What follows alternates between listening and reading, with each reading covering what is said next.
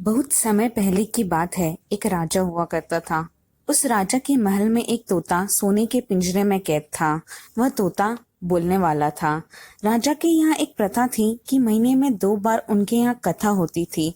वह कथा पंडित कराते थे। कथा के अंत में पंडित कहता, हरी मिली तो बंधन छूटे, और वह तोता कहता कि पंडित झूठा है। 1-2 बार तो चल गया, पर हमेशा तोता पंडित को झूठा बोलने लगा। अब पंडित परेशान हो गया। फिर पंडित अपने गुरु के पास जाता है और बोलता है कि मैं जब भी राजा के यहाँ कथा करने जाता हूँ, अंत में यह कहता हूँ कि हरी मिले तो बंधन छूटे, तो तोता बोलता है कि पंडित झूठा है। गुरुजी ने पंडित से कहा, चलो चलकर तोते से बात की जाए। वह दोनों राजा के महल में जाते हैं। गुरुजी तोते से पूछते हैं, क्या हुआ, तुम पंडित झूठा है ऐसा क्यों कहते हो? तो वह तोता बोलता है, एक दिन ऋषि मुनियों के आश्रम में मंत्र उच्चारण हो रहा था। वह मंत्र मैंने याद कर लिया और वहां पर जो ऋषि मुनि थे उन्हें सुना दिया।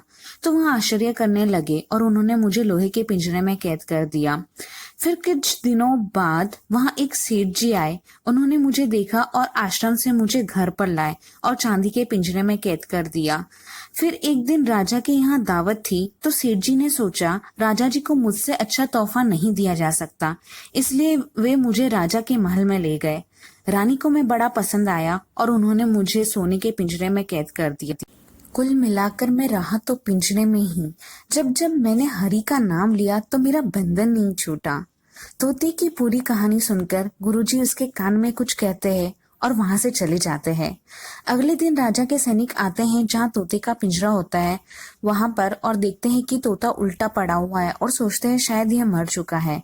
जैसे ही वो पिंजरा खोलते हैं तो तोता उड़ जाता है और उड़ते उड़ते बोलता है, गुरु मिले तो बंधन छूटे।